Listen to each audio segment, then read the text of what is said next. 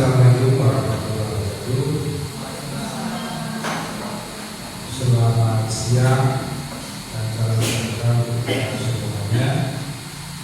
Yang kami hormati berguru yang berbahagia, untuk pada siang hari ini mungkin sudah tidak ngantuk tapi kita harus konsentrasi mengikuti kegiatan ini, karena walaupun terjawab mendapatkan materinya pada waktu itu oleh Bu Rabiatul ya, dan hari ini akan bisa mengasuh yang lain bagaimana dilaksanakan atau dilakukan oleh Pak Burhan. Mudah-mudahan untuk budaya positif ini kita akan semakin jelas, kita akan semakin mudah mengenalkan siswa kita agar ketika bentuk budaya positif mulai dari kejujuran, integritas, rasa tanggung jawab, sama kolaborasi, kerjasama, dan juga mungkin sikap hormat akan menghargai yang kadang-kadang siswa kita memang masih sangat kurang, dan mudah-mudahan nanti setelah ada penjelasan lebih mendalam lagi oleh Pak Burhan, maka Bapak Ibu bisa menerapkan hal ini di kelas sehingga kita akan semakin mudah untuk diharapkan karena mengetahui peningkatan tentang disiplin positif ini. Baik, untuk tidak waktu kita langsung saja kepada inti kegiatan pada siang hari ini. Langsung kita berikan waktu kepada narasumber waktu dan tempat dan mempersilakan.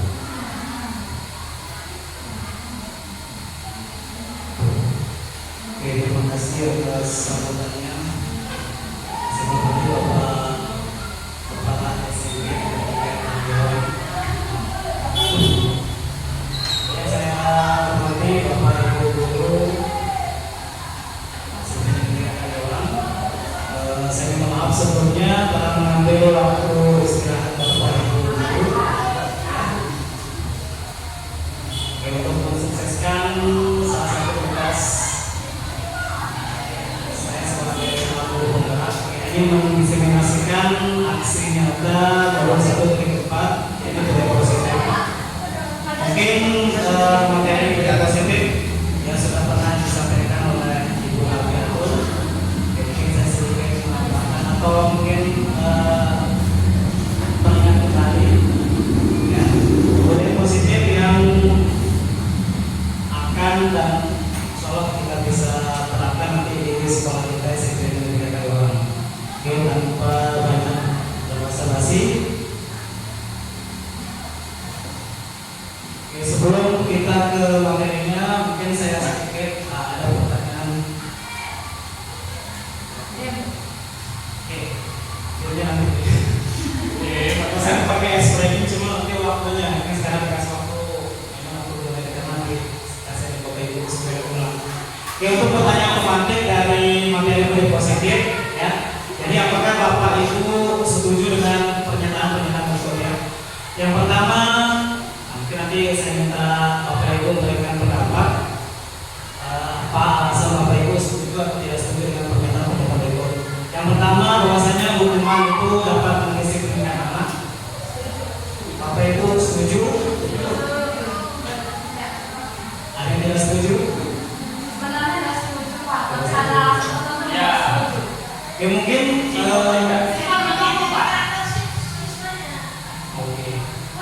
Bapak Ibu yang setuju mungkin bisa memberikan pendapat. Ibu Nana. Untuk siswa mendapat hukuman agar disiplin, kalau saya pribadi setuju, karena kadang-kadang siswa itu perlu untuk sedikit diingatkan kembali ke fitrahnya dengan hukuman kami di sini hukuman yang membangun dan mendidik ya, bukan hukuman untuk menyakiti seperti itu. Terima kasih Ibu Nana. Yang tidak setuju, Ibu berarti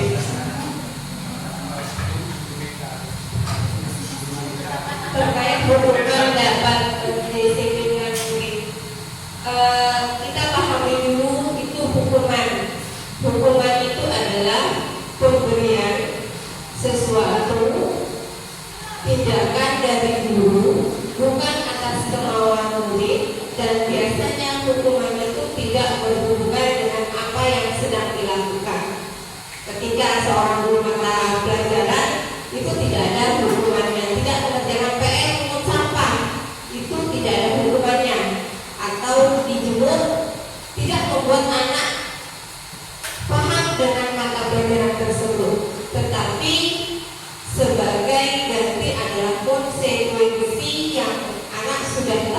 yang dia pilih dan dia tetap mengikuti pelajaran supaya tidak ketinggalan dan tetap paham seperti itu. Oke, terima kasih. Oke, terima kasih atas pendapatnya Bapak Ibu.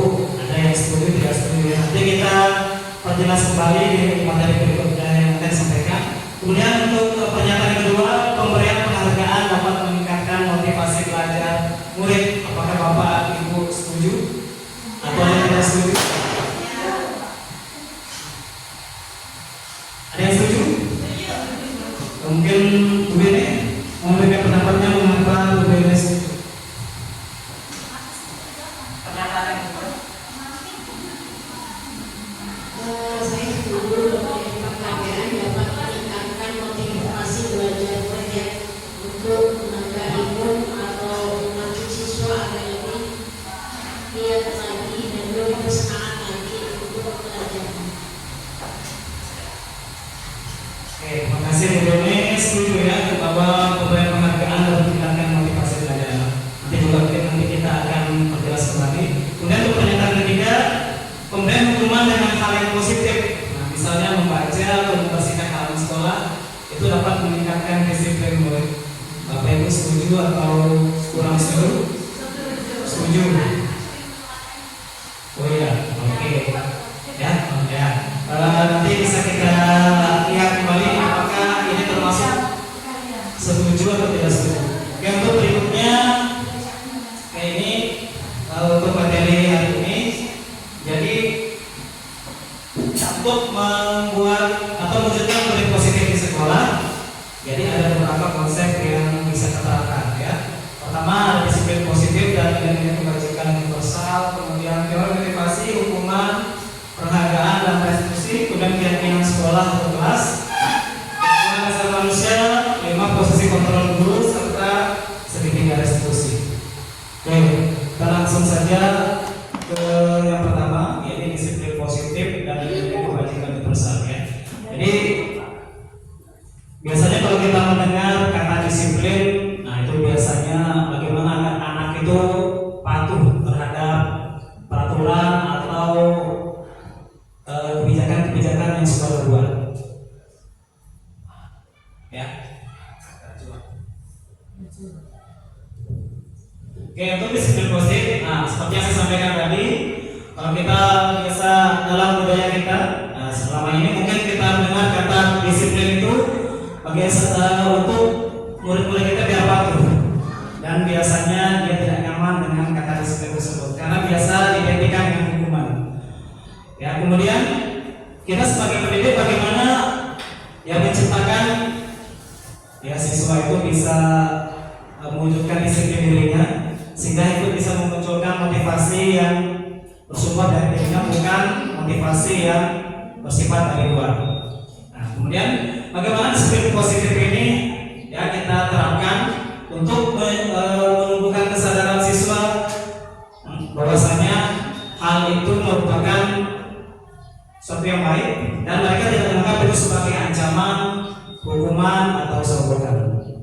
Ya, kemudian disiplin positif ini akan mewujudkan suatu beberapa nilai kebajikan.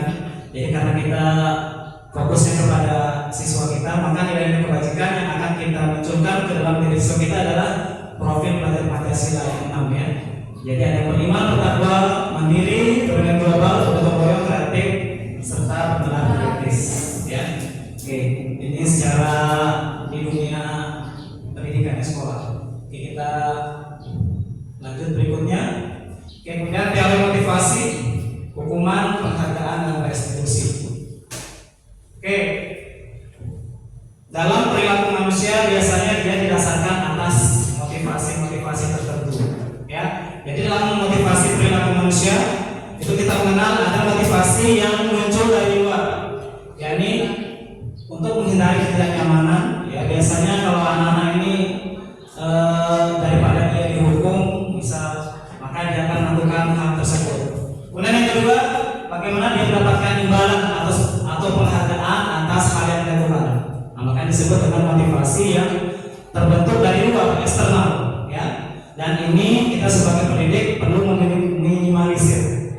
Dan apa yang harus kita tingkatkan yakni motivasi yang terbentuk dalam diri siswa, ya. Ini bagi mereka agar mereka bisa menjadi suatu pribadi yang bisa menghargai diri sendiri terhadap nilai-nilai yang mereka percaya. Ya, jadi guru bisa menumbuhkan motivasi internal dalam diri siswa.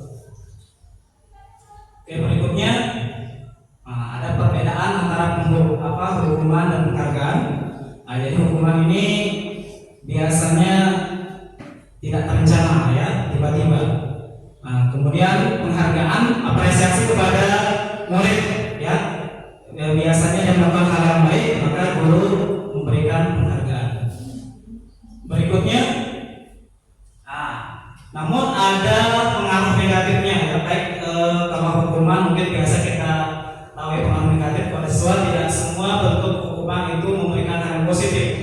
Begitu juga dengan penghargaan atau imbalan kepada murid-murid. Ya, jadi ada beberapa pengaruh negatif yang tidak efektif, ya. Kemudian bisa merusak hubungan pertemanan, ya, di antara mereka. Ini biasanya kalau di kelas kita memberikan pertanyaan siapa yang bisa maju, maka mungkin siswa lain tidak bisa diajak terus, maka teman-temannya bisa menimbulkan sifat iri dan lain sebagainya. Kemudian mengurangi ketepatan, ya. Jadi siapa yang bisa, maka mungkin kadang guru ada yang katakan tidak apa-apa, benar masalah. Padahal ini semuanya bukan sesuatu yang baik. Kemudian menurunkan kualitas. Jadi siswa itu mereka hanya untuk mencari imbalan saja, ya, tidak mengharapkan menumbuhkan motivasi dalam diri mereka. Kemudian mematikan kreativitas dan penghargaan itu bersifat menghukum. Kenapa menghukum? Oke, ini berdasarkan, ya, studi dari Alficon, bahwasanya jika kita guru yang biasa memberikan atau berulang-ulang memberikan penghargaan imbalan kepada siswa, itu biasanya kita berpikiran sesuatu tidak bisa, ya, atau hanya karena memberikan imbalan maka mereka mau, ya, sehingga ini sifatnya menghukum, ya, artinya menghukum, ya. Dan ini bisa menghancurkan motivasi terhadap diri mereka. Oke, selanjutnya, maka yang terbaik itu adalah restitusi. Apa itu restitusi, Bapak Ibu? Ya, ini menciptakan kondisi bagi individu untuk memperbaiki kesalahan mereka, ya, sehingga bisa kembali kepada kelompok mereka dengan karakter lebih kuat dan juga proses kolaboratif untuk mencari solusi atas masalah mereka. Jadi tidak semua permasalahan itu bisa diselesaikan dengan hukuman atau pemberian penghargaan, tapi bagaimana dengan memberikan restitusi, ya. Kemudian apa sih manfaat restitusi bagi murid-murid siswa didik kita?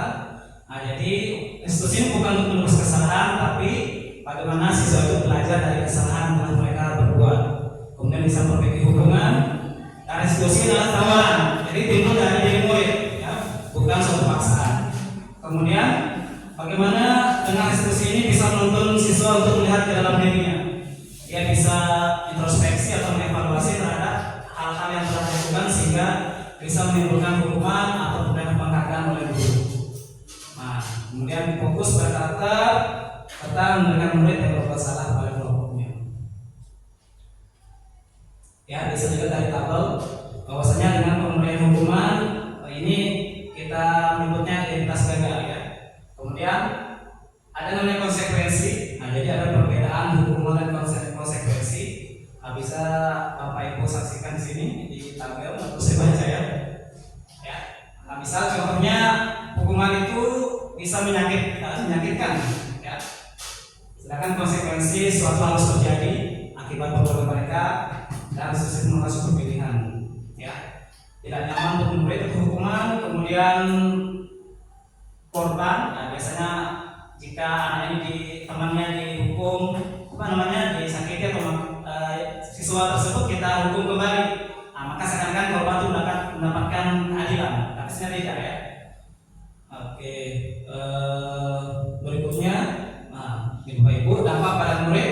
Ini hukuman itu tidak membuat mereka menjadi lebih baik, nah, bisa membuat mereka sedikit bersalah, rendah diri, malu, dan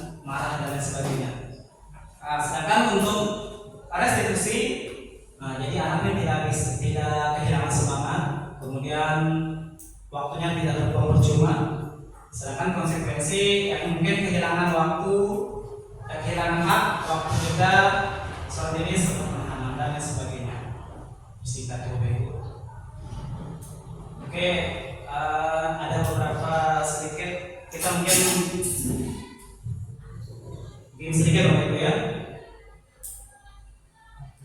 Kita ke KO, mungkin Bapak Ibu bisa menggunakan handphonenya seperti kemarin. Bisa kita buka Kahoot.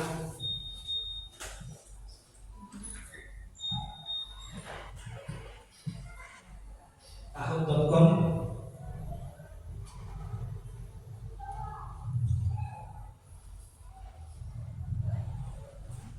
Jadi kita untuk mencari apakah kasus-kasus berikut itu termasuk hukuman atau konsekuensi.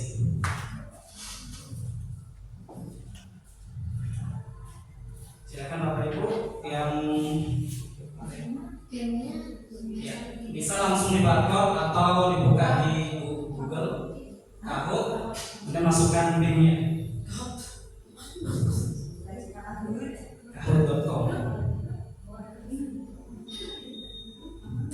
Oke, Hana Dewi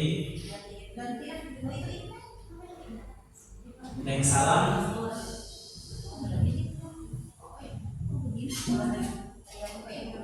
Kenapa belum? Yang Bapak Ibu yang belum masuk, ada yang kendala? Baru 5 orang. 937 133. Baru 6 orang.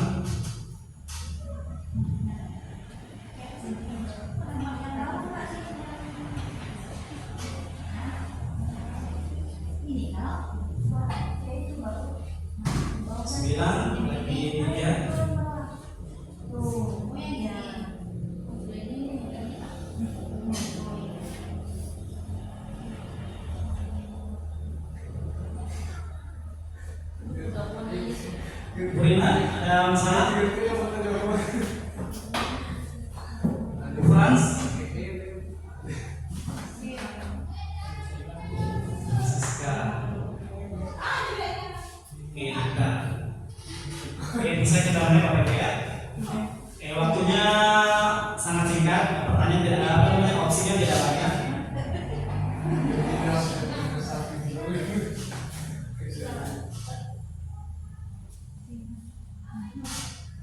Oke, konsekuensi atau hukuman. Oke, silakan Bapak Ibu. Ada pertanyaan. Apakah ini hukuman atau konsekuensi ya? Tentukan pilihannya Bapak Ibu. 10 detik.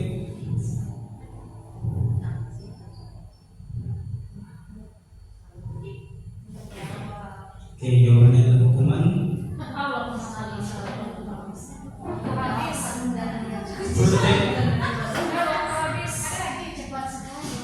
Oke, next. Kita lihat. Oke, cepat kan? Oke, soal berikutnya. Apakah ini hukuman atau konsekuensi?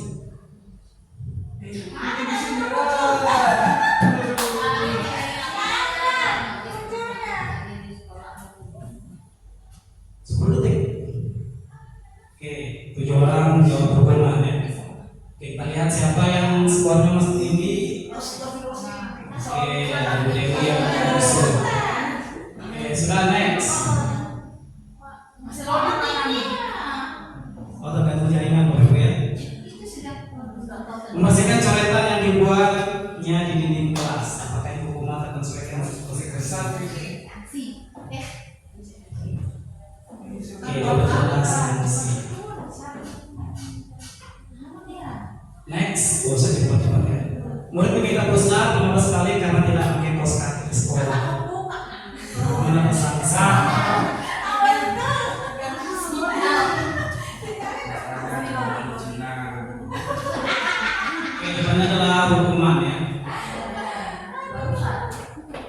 Oke, kita lihat jawaban tertinggi. Oke, masih Bu Hana. Ayo naik salam tidak? Next. Menggantikan teman-teman yang telah dirusaki, apakah ini hukuman atau konsekuensi?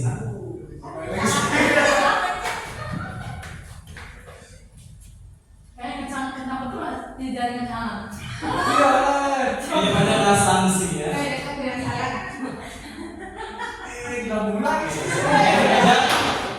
Berikutnya, berjemur di lapangan upacara pukul 12 siang karena mengobrol dengan teman, hukuman atau sanksi?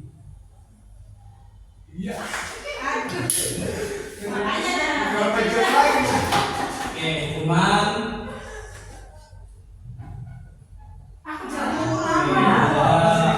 Pergeseran. Oke, pertanyaan ke-7. Membersihkan WC karena mematahkan pensil kawannya, hukuman atau sanksi?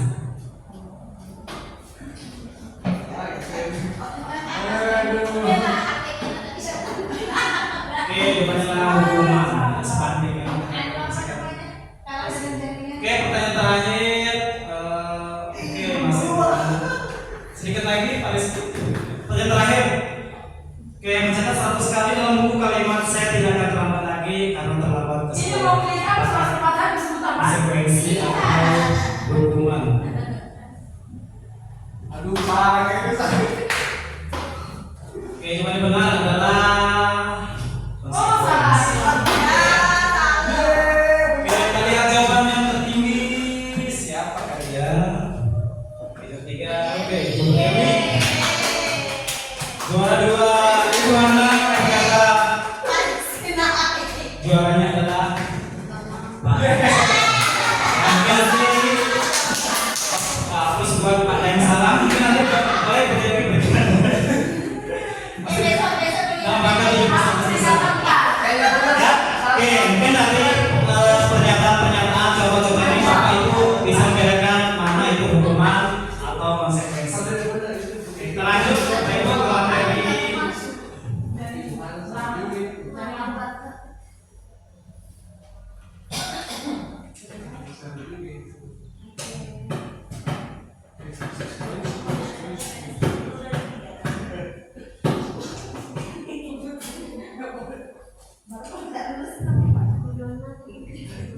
Oke, keyakinan sekolah atau keyakinan kelas. Ya mungkin Bapak Ibu sudah pernah mempraktekkan bersama wali muridnya di kelas, biasanya di awal PLS sebelum mulai pembelajaran. Jadi Bapak Ibu mungkin sudah paham ya, tidak perlu saya jelaskan panjang lebar. Ya, tentang keyakinan kelas. Biasa kalau sekolah ini tertib secara umum, kemudian secara spesifik dalam kelas ya. Bahwasanya dalam pembuatan atau penyusunan keyakinan kelas ya, itu ada kesepakatan antara guru dan murid ya. Jadi tidak serta-merta guru yang menetapkan, oh di kelas harus begini. Jika di sekolah harus siswa dilarang ini, siswa harus begini ya. Tapi untuk keyakinan kelas itu ada kesepakatan ya. Ada deadline. Kemudian keyakinan sekolah atau kelas ini merupakan pernyataan universal ya, mudah diingat, dipahami, diterapkan dalam lingkungan sekolah. Sebagai contoh ya, misal kalau di kelas jangan buang sampah sembarangan. Nah, maka nilai kebajikan yang ada dalam kalimat tersebut ialah kebersihan. Jadi sekali lagi untuk keyakinan kelas ini kita menggunakan konotasi yang positif. Tidak ada kata tidak, dilarang, jangan. Sebaiknya menggunakan konotasi positif. Kemudian misal pakailah helm saat mengendarai sepeda motor, maka nilai kebajikannya adalah keselamatan. Kemudian dilarang merokok, nah kita bisa ganti dengan kesehatan. Ya, oke ini mungkin mengapa keyakinan kelas bukan peraturan kelas? Nah, karena seperti tadi nilai-nilai keselamatan atau kesehatan, ya ini disebut sebagai suatu keyakinan. Yang nilai-nilai kebajikan universal yang telah kita sepakati baik secara tersirat maupun tersurat, lepas dari latar belakang suku, agama dan lain sebagainya. Nah, bahwasanya ini seorang akan lebih mudah tergerak, bersemangat untuk menjalankan keyakinannya. Jadi karena adanya kesepakatan, jadi mereka akan semangat untuk melaksanakan kesepakatan atau keyakinan yang telah disepakati bersama. Ya. Nah, mungkin ini contoh keyakinan kelas yang Bapak Ibu buat, mungkin sudah dicetak tulis tangan atau dibuat dalam poster dan lain sebagainya. Ya, jadi katanya tidak perlu katanya tidak perlu panjang lebar, yang penting mudah diingat, dipahami dan diresapi serta ada keinginan untuk melaksanakannya. Oke, berikutnya kebutuhan dasar manusia. Ya, jadi kebutuhan dasar manusia yang kita pelajari di sini, yang kita jelaskan di sini, yakni bahwasanya kalau siswa itu melakukan suatu kesalahan, tentu mereka ada alasan tertentu, alasan khusus melakukan hal tersebut. Ya, nah, karena mereka gagal memenuhi kebutuhan dasar mereka. Kebutuhan dasar apa yang kita maksud? Ini ada 5 kebutuhan dasar. Ya, pertama bertahan hidup, survival. Kemudian cinta dan kasih sayang, love and belongings, penguasaan, power, kebebasan, freedom, serta fun atau kesenangan. Ini menurut William Glasser. Ya, oke, misal ada studi kasus. Ya, nah misal di France, ya, dari kelas 9 sih, ini punya murid dirga, bahasa dirga ya. Dan ini punya kebiasaan suka ngambil bekal temannya. Ya. Nah, sering minta bekal temannya dan secara paksa. Nah, jika kita berdasarkan kebutuhan dasar manusia menurut William tadi, menurut Bapak Ibu, kira-kira apa alasan mereka melakukan hal tersebut? Bertahan hidup. Ada yang lain? Mungkin boleh Ibu boleh berikan alasan. Mungkin ini ya, menurut saya bertahan hidup karena dilihat dari dirganya. Mungkin kalau contohnya tadi Aca mungkin bukan bertahan hidup karena dirga ini tipe siswa yang tidak bisa mengendalikan nafsu. Ya, jadi mungkin ya itu dia merasa akhirnya karena dia melihat bekal temannya sudah merasa harus makan ya, jadi diambilnya bekal mungkin itu.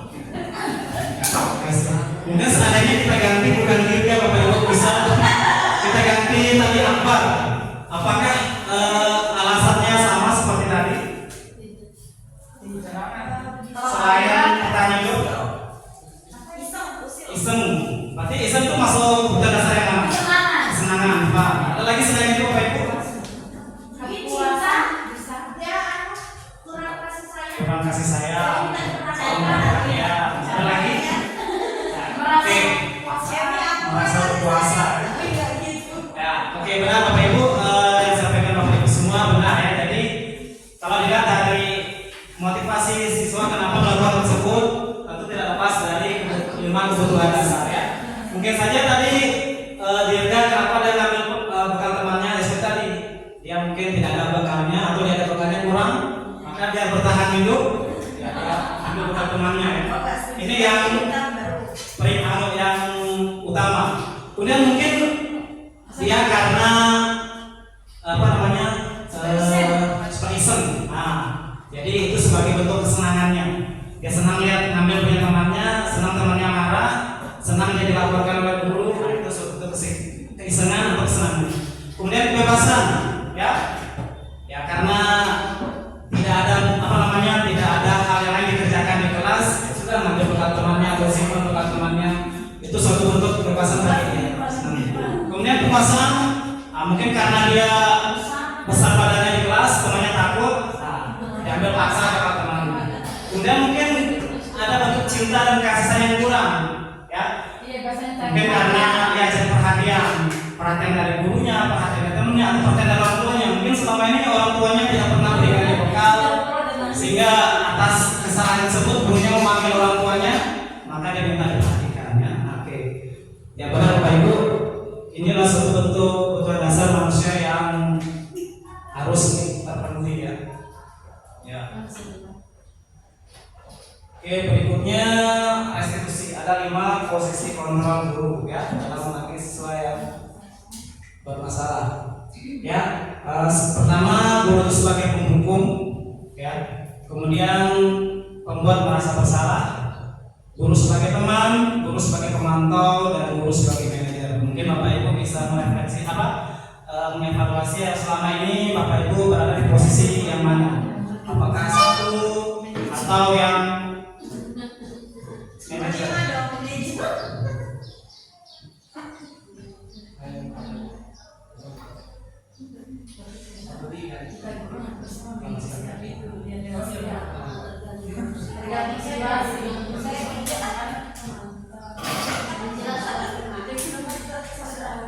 Oke, ini Bapak Ibu ya.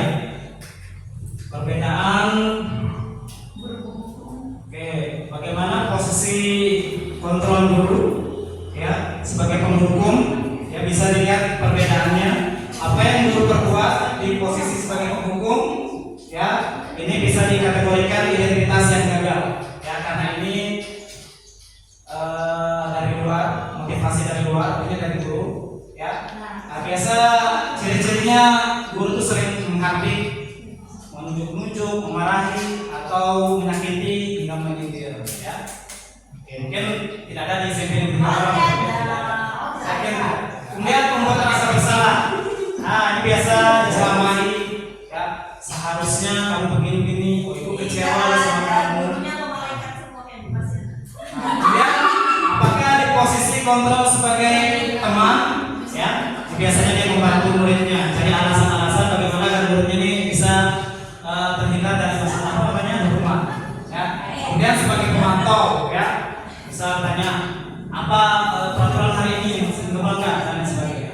Dan yang paling baik ya, seperti katakan sebagai identitas yang berhasil, yakni kontrol yang dari luar, yang bisa mengakhiri sendiri, yakni bagaimana kita dulu posisinya sebagai manajer ya.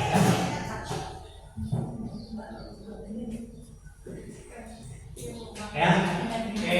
Bagaimana di dalam posisi manajer? Ya, jadi sebelum kita menjudge nanti berbuat salah, kita ajukan pertanyaan-pertanyaan. Ya, nanti kita lebih lanjut di segitiga institusi ya. Nah, contohnya apa yang guru katakan di dalam posisi kontrol seperti itu, apa hasilnya? Nah, jika anak itu sering dihukum, maka dia menjadi pemberontak, ya, menyalahkan orang lain dan juga akan membiasakan sikap berbohong. Ya. Kemudian nah, apa yang mereka katakan dan bagaimana dampaknya terhadap murid. Ya, mungkin nanti di guru-guru SMP nanti kita orang, saya yakin sudah ada di posisi manajer ya, atau menuju ke sana. Ya, selama ini mungkin sebagai teman pemantau, saya yakin kedepannya kita semua bisa jadi posisi manajer. Amin. Ya, jadi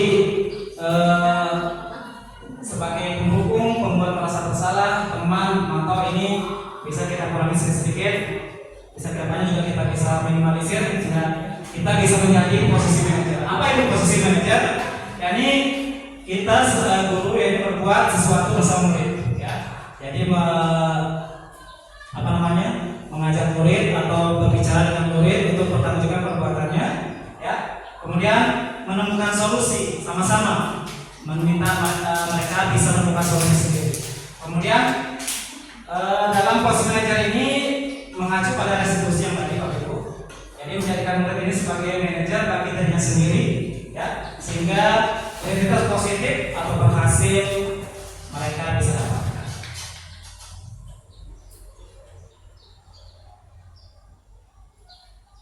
Oke, kemudian kita gimana Bapak Ibu ya? Masih terkahut Bapak Ibu. Ini kita ingin mencari mengetahui pemahaman Bapak Ibu tentang 5 kebutuhan dasar tadi serta 5 posisi kontrol guru.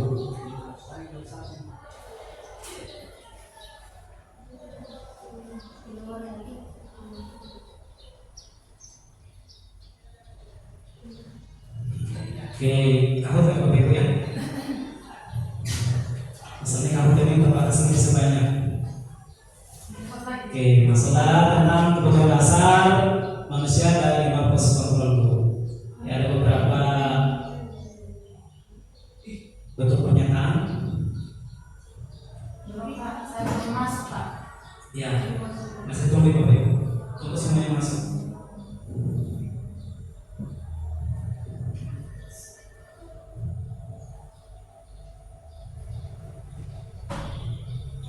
PIN-nya 294556.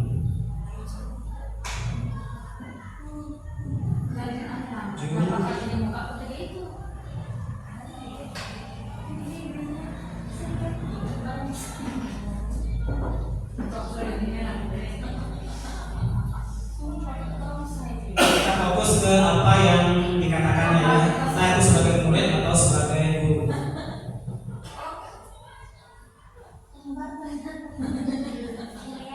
Satu lagi, Benedikta. Oh iya.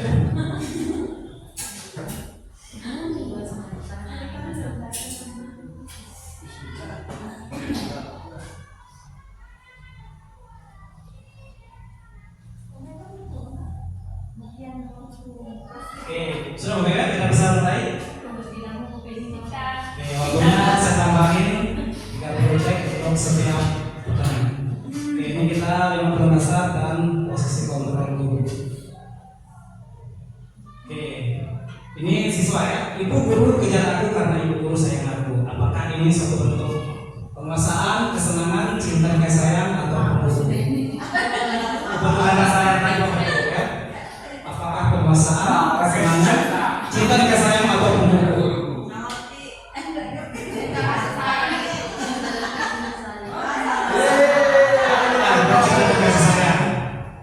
Oke, kita lihat siapa yang tertinggi.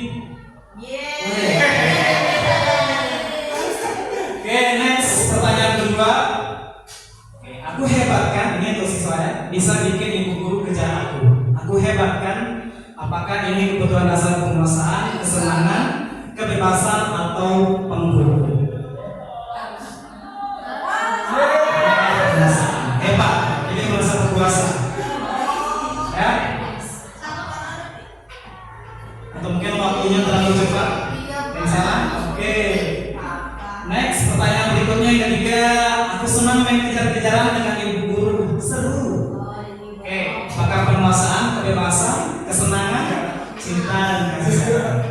Yang masih di kebutuhan dasar manusia. Senang ya, senang, seru. Oke, lihat kata kuncinya Bapak ya. Kemudian next, oh ya masih, belum ada yang salah.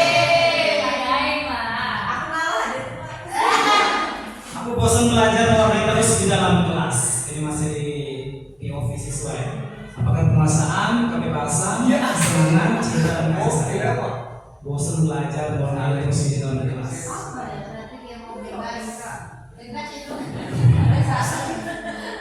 Ya, saya kebebasan. Ya. Oke, sekarang jalan. Oke, berikutnya pertanyaan kelima. Kamu sudah tahu kan peraturannya ini POV guru ya. Apakah di posisi kontrol teman, pemantau, pembuat rasa bersalah atau pembuat? Kamu sudah tahu kan peraturan itu sempat saya sebutkan. Peraturannya adalah pemantau. Ya, tidak mendukung, tidak juga berasumsi. Ya. Oke, ada yang lain? Oke, next. Pertanyaan ke-6. Ayolah tugasnya dikerjakan. Nanti ibu ditegur kepala sekolah kalau kalian tidak kerjakan. Tolong bantu ibu ya. Apakah posisi teman, pemantau, pembuat merasa bersalah atau pembunuh?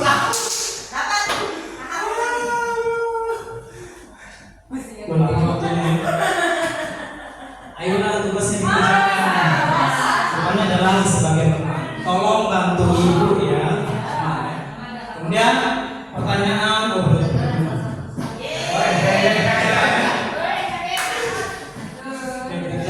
next, pertanyaan ke-7.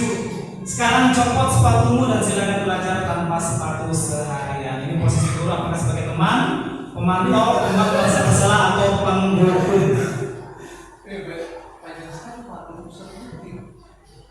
Itulah pembunuh. Ya. Oke. Apakah masih Mahmud yang merajai? Oke. Pertanyaan terakhir. Ya. Gimana kamu Rafael? Kamu tidak kasihan ya sama ibu? Ibu sudah capek-capek mengajarkan kamu, tidak kasihan sama ibu? Apakah posisi sebagai teman, pemantau, pembuat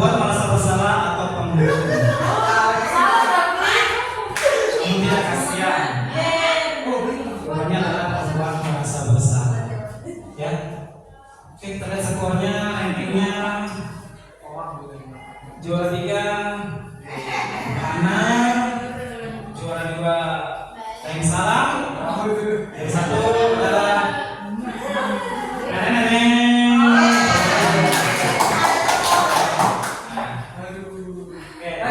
Oke, saya ingin Bapak Ibu sudah paham ya tentang kebutuhan dasar dan posisi kontrol. Ini pertanyaan banyak kalau kita nanti waktunya kelebihan. Oke, kemudian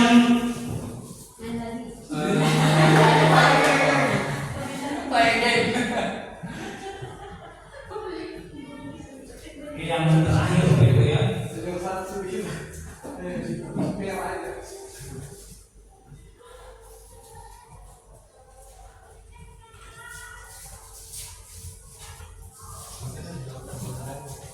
Oke, kalau tadi posisi kontrol dan sekarang guru dalam menyelesaikan permasalahan siswa menggunakan segitiga restitusi ya. Jadi kalau tadi kita sudah memposisikan diri kita sebagai manajer, maka dalam posisi manajer kita bisa menggunakan segitiga restitusi untuk membantu siswa menyelesaikan permasalahannya. Oke, apa itu segitiga restitusi, Bapak Ibu? Oke, dalam segitiga restitusi ada 3 tahapan ya.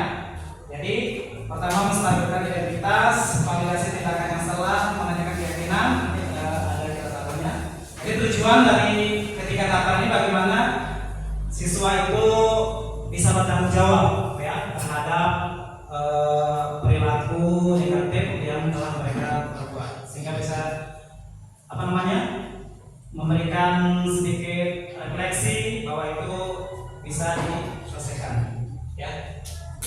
Oke, segitiga restitusi seperti tadi. Pertama adalah menstabilkan identitas. Jadi menstabilkan identitas ini, jadi anak yang bermasalah itu tidak langsung kita ceramahi, marahi, tapi kita itu membuat mereka tenang, nyaman, ya.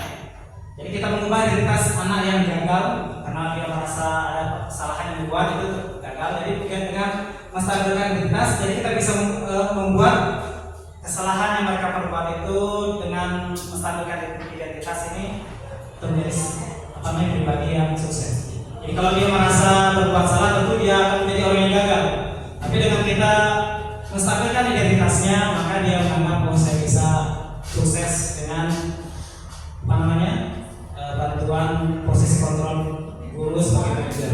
Ya, apa pernyataan yang mendasarnya atau ciri-cirinya?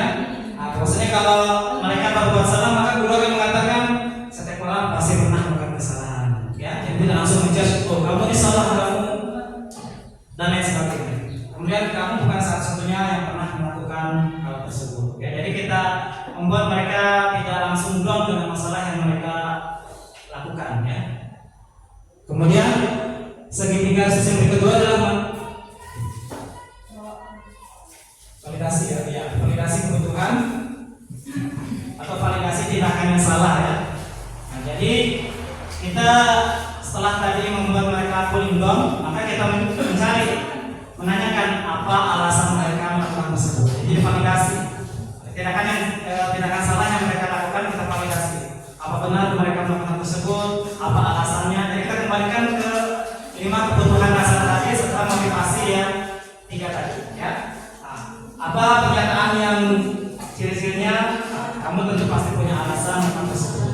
Kemudian adakah cara yang lebih efektif untuk mendapatkan apa yang kamu butuhkan? Jadi kita meminta siswa yang menemukan sendiri, ya, menemukan sendiri solusi atas alternatif solusi atas kesalahan yang mereka perbuat. Kemudian yang terakhir menanyakan keyakinan. Ya. Jadi setelah 1 dan 2 ini kita lakukan, maka kita menghubungkan dengan nilai-nilai kebajikan atau keyakinan kelas sekolah yang telah disepakati bersama. Ya, seperti tadi anak yang terlambat. Oh, kita tadi kemarin sudah buat tentang keyakinan kelas, datang tepat waktu, komitmen dan sebagainya. Ya. Nah, jadi pernyataan contohnya, keyakinan kelas apa yang telah kita yakini, atau keyakinan kelas apa yang telah kamu langgar terhadap masalah tersebut. Kemudian kamu ingin menjadi orang yang seperti apa? Ya, jadi kita serahkan semua, kita bertanya semua. Ya, kita bertanya, mereka menjawab. Bukan kita yang bertanya, kita juga menjawab. Ya, jadi alternatif solusi itu dari mereka sendiri yang menentukannya.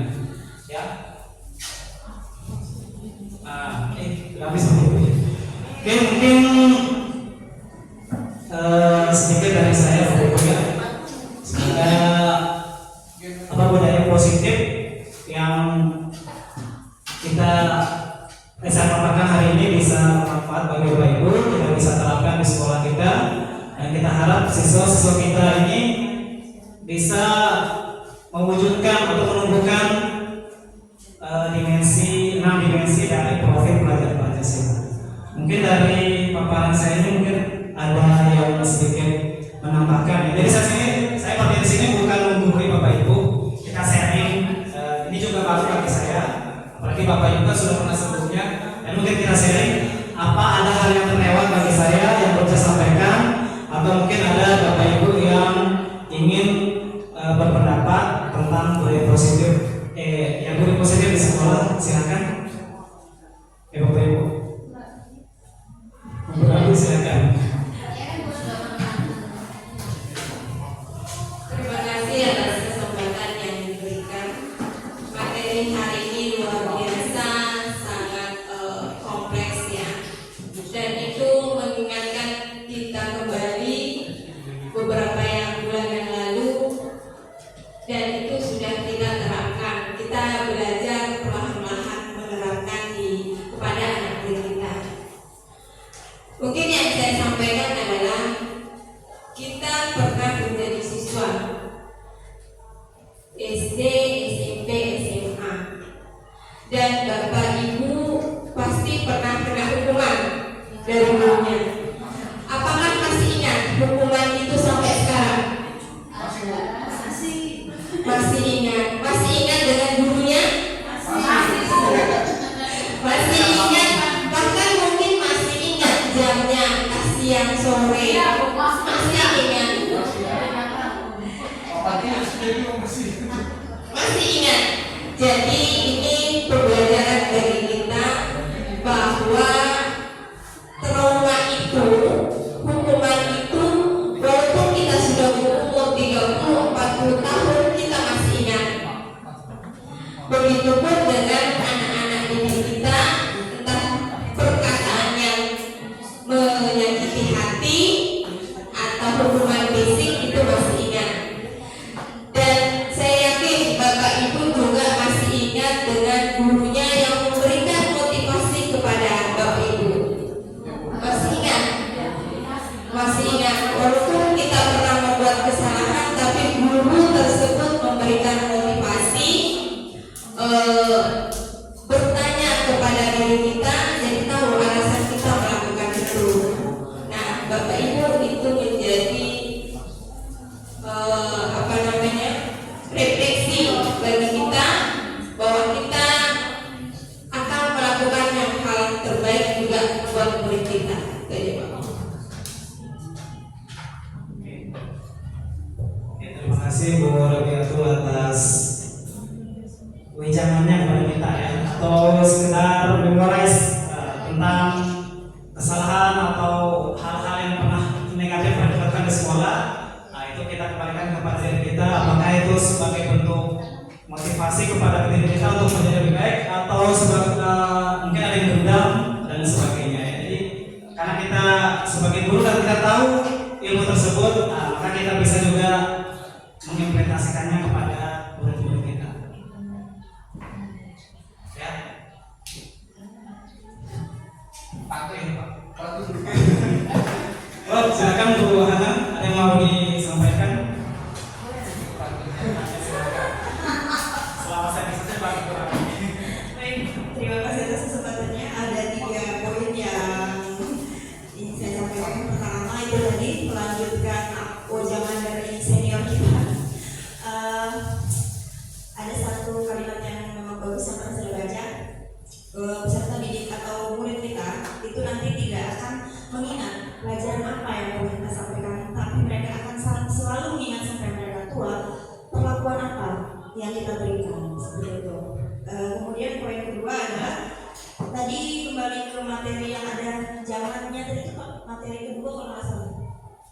Iya, jangan buang sampah sembarangan. Itu tentang kebersihan. Kebajikan. Oh, Yang ada contoh dilarang apa dari itu untuk keselamatan. ini kan? Nah, tadi kalau nggak salah Bapak bilang jangan gunakan kalimat yang berkonotasi negatif seperti jangan. Ya, ini tadi saya bilang kan biasa kesepakatan kelas atau tata tertib kelas ada kata jangan. Sedangkan keyakinan kemudian kita buat kata jangan itu menjadi kalimat yang positif, konotasi yang positif. Buang sampah. Jadi nilai kebajikan adalah kebersihan. Contohnya nanti berarti tidak perlu lagi menggunakan kata Karena buang sampah pada tempatnya. Menjaga kebersihan bisa. Ya. langsung dihimbau buanglah sampah pada tempatnya. Itu poin kedua. Kemudian yang ketiga, saya itu karena hasil pendidikan era tahun sekian, saya penganut reward dan punishment. Nah, bagaimana kita mengkolaborasi reward and punishment itu, kalau menurut saya sampai hari ini masih works, masih berjalan. Cuman setelah melihat ada yang namanya restitusi, di situ keyakinan saya tentang reward and punishment sedikit mundur. Bagaimana ke depannya sebagai guru yang selalu belajar, kita mengkolaborasi esensi dari reward and punishment itu menjadi supaya kita tetap menjadi pengajar yang manajer guru manajer ya, seperti itu. Terima kasih. Oke, pertanyaan yang bagus. Yang pertama, pertanyaan apa pertama? Tidak pertanyaan kan? Yang kedua, dan yang ketiga, bagaimana kita mengkolaborasikan punishment hukuman dengan reward atau penghargaan? Ya, jadi kita kembali lagi kepada diri kita. Mungkin tidak namanya tadi, kalau penghargaan mungkin boleh ya bagi saya, tapi tidak sering-sering, mungkin sesekali untuk menumbuhkan motivasi. Jadi kalau siswa yang dengan keyakinan yang baik, tentu dia berharap tidak perlu saya mengharapkan imbalan karena ini merupakan hal yang harus saya lakukan. Ya, sama seperti bapak ibu ke sekolah, saya ke sekolah harus jam sekian datang sekolah. Kita tidak perlu mengharapkan pujian dari kepala sekolah atau hukuman kalau kita terlambat, tapi ini merupakan suatu bentuk kewajiban kita. Seperti juga siswa-siswa kita. Jadi mereka belajar ini bukan untuk orang lain tapi untuk diri mereka sendiri. Jadi mereka bisa menemukan hal-hal yang positif. Kemudian kalau hukuman ya mungkin ada ya, tapi kita kondisikan dengan kesalahan yang mereka lakukan ya. Jadi kalau hukumannya tadi misal kayak dia terlambat, kemudian hukumannya mengungut sampah, mungkin beda ya. Cuma kita bisa mencari alternatif yang lain yang sesuai dengan kesalahan yang dilakukan. Ya, mungkin itu dari saya, atau mungkin Bapak Ibu ada yang mau menyampaikan pendapatnya atau menambahkan. Pak, yang salah. Saya lagi dulu. Oh, saya Karena ada yang relate. Terima kasih juga buat ada lagi. Karena ada yang relate sama masalah yang kita temui sehari-hari. Contoh kita ini kan guru mata pelajaran, bukan guru kelas. Di mata pelajaran saya misalnya bahasa Inggris, saya buat kesepakatan kelas. Silakan tulis hal yang boleh dilakukan di kelas, silakan tulis hal yang tidak boleh dilakukan di kelas. Silakan tulis hukuman apa jika melanggar konsekuensi tersebut. Tapi itu kan kita guru mata pelajaran, bukan guru kelas kayak SD seharian bisa kita gunakan di kelas itu.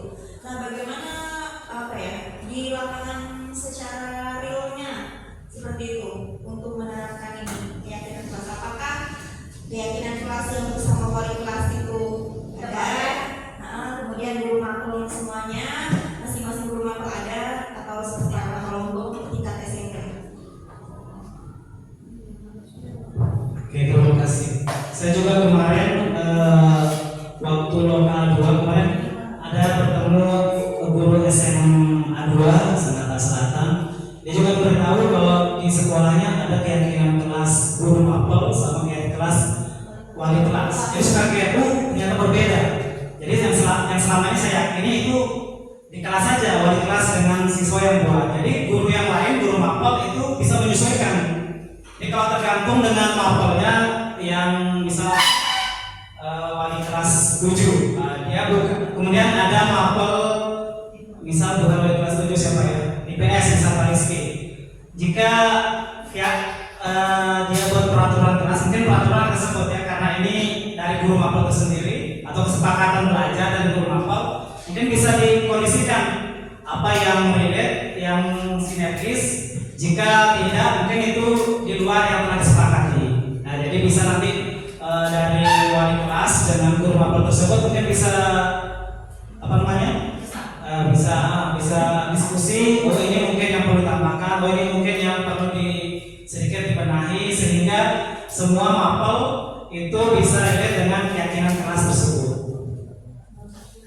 Mana Bu Anda? Ya, lagi. Oh iya, oke. Kemudian, kemudian ketika kita supervisi guru ya kan, Iya. di situ tapi kayak setiap supervisi itu harus muncul itu. Berarti apakah sepakatan ini setiap kita masuk ataukah di awal semester untuk satu semester? Ya, mungkin bisa dipromosikan ya Bu ya. Kalau misal supervisi tadi, kalau kan biasanya keyakinan kelas itu umum ya. Jadi kalau ada mapel tersendiri, mungkin di mapel itu ada item-item yang perlu ditambahkan. Nah itu mungkin tadi di luar dari hal yang telah disepakati oleh siswa dan wali kelas tersebut. Ya, jadi kalau misalnya dalam satu semester itu perlu ada revisi, ada perlu penambahan atau perlu yang dikurangi, bisa jadi ya. Jadi itu artinya tidak saklek, oh ini full. Kalau memang ada sesuatu yang bisa berubah, kenapa tidak? Yang bisa dikondisikan. Ya, silakan Bu Rabi. Oke, Mi. Oh ya, silakan. Ya, terkait dengan keyakinan kelas dan kesepakatan kelas guru mata pelajaran, kesepakatan guru mata pelajaran itu banyak terkait dengan pembelajaran di kelas bersama guru. Semakin banyak nilai-nilai kebajikan, kebaikan yang kita terapkan ke anak didik kita. Bayangkan 10 guru mata pelajaran masuk di kelas walaupun bergantian, itu selalu mengingatkan tentang kesepakatan guru apa.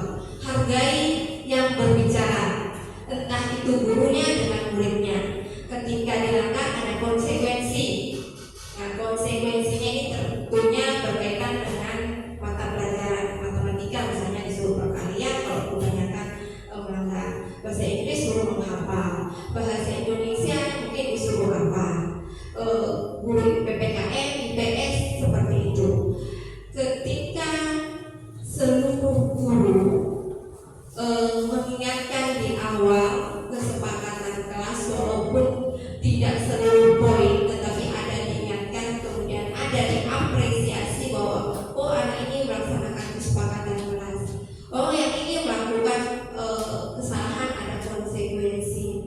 Dengan begitu anak oh ternyata kami selalu diingatkan kebaikan, dan ketika hal-hal baik selalu ditanamkan, maka itu menjadi sebuah kesadaran diri pada anak. Walaupun memang kenyataannya saat ini guru masih duduk di meja, anak itu sudah keluar. Anak itu tidak akan masuk ke kelas kalau gurunya tidak masuk ke kelas. Jadi memang ada sebuah kesadaran dari kita tentang kesepakatan kelas dan kesepakatan mata pelajaran. Jadi ketika itu terjadi, semoga menjadi perubahan walaupun itu tidak banyak, tetapi sedikit sudah tertanam di hati anak. Sekian. Oke, terima kasih Bu Rabiatul atas masukannya, tambahannya. Jadi betul ya Bapak Ibu, keyakinan kelas ini harus bisa menjadi kesadaran kita semua, sehingga disiplin positif, nilai-nilai kebajikan yang baik bisa dapat terwujud di sekolah kita ya, sehingga bisa membentuk profil pelajar Pancasila. Mungkin yang saja dari saya sampaikan hari ini. Sebagai penutup, saya bisa minta refleksi Bapak Ibu ya.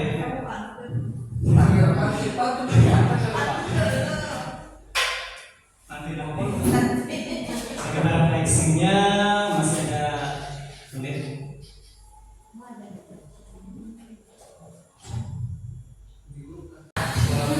Itu nanti bahasa juga biasanya ada sedikit.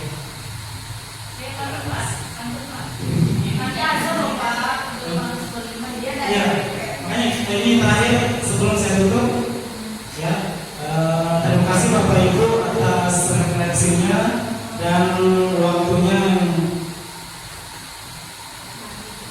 bisa saya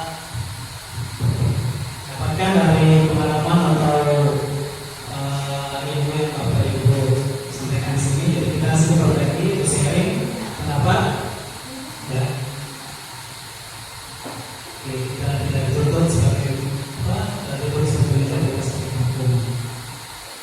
Kami sudah menempatkan, wilayah kalau misalnya tidak apa-apa, yang penting ada usaha ya daripada sama sekali. Karena terkadang sesuai dan melakukan usaha yang sama, apalagi dengan siswa yang bisa ya. Jadi mungkin itu dari kita bisa belajar dari guru-guru yang lain. Ya mungkin itu Bapak Ibu waktu sudah lebih dari 60 menit. Jadi maaf kalau menyita waktunya dari saya. Terima kasih. Atau sebelum kita ada oh iya. Boleh Pak Pesona. Terima kasih. Terus dulu Pak Bonan. Saya baru Pak Bonan tadi ya.